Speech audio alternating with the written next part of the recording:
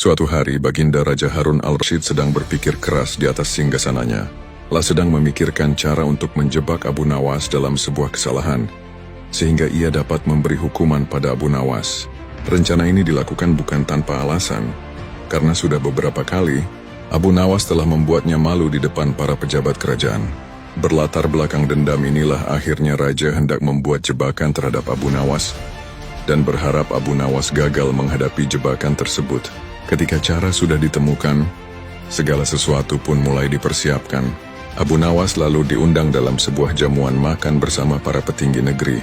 Ketika semua tamu undangan sudah hadir termasuk sang target si Abu Nawas, Baginda pun mulai berkata, "Wahai Abu Nawas, di depan mejaku itu ada sepanggang daging ayam yang lezat dan enak untuk dilahap. Tolong segera ambilkan," perintah Baginda. Abu Nawas keheranan dengan perintah Baginda itu karena tidak biasanya ia disuruh mengambilkan makanan raja. Mungkin ini jebakan, sepertinya aku harus waspada, pikir Abu Nawas. Lah pun menuruti perintah Baginda. Setelah mengambil ayam panggang tersebut, Abu Nawas kemudian bermaksud memberikannya langsung kepada Baginda sesuai perintah. Namun Baginda belum langsung menerimanya. Akan tetapi ia kembali berkata, "Abu Nawas, di tangan kamu ada sepotong ayam panggang lezat, silahkan dinikmati." Segera Abu Nawas melaksanakan perintah Baginda. Akan tetapi begitu ia hendak menyantap ayam panggang tersebut, tiba-tiba Baginda kembali menyela. "Tapi ingat Abu Nawas, dengarkan dulu petunjuknya. Jika kamu memotong paha ayam itu, maka aku akan memotong pahamu. Dan jika kamu memotong dada ayam itu, maka aku juga akan memotong dadamu.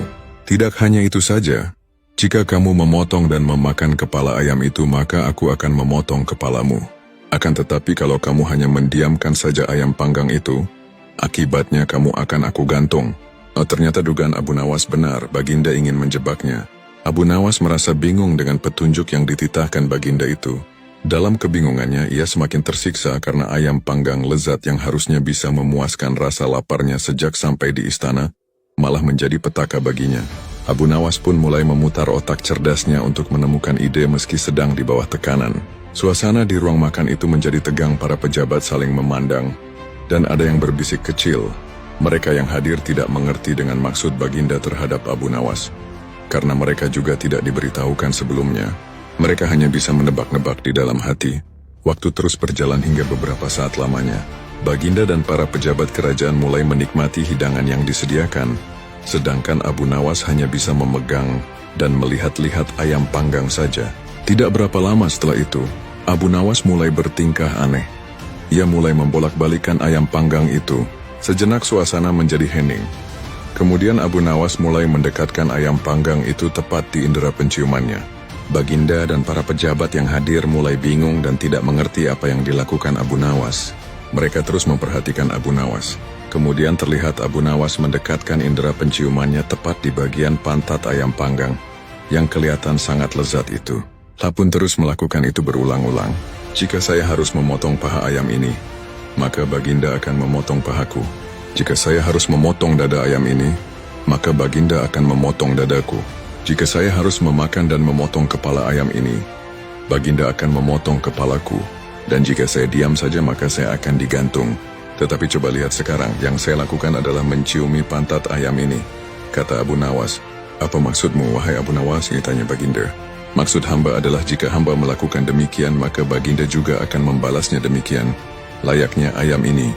Nah, saya hanya mencium pantat ayam panggang ini saja, maka Baginda juga harus mencium pantat ayam panggang ini pula," jelas Abu Nawas. Sontak saja penjelasan Abu Nawas itu membuat suasana yang tegang menjadi tampak tidak menentu.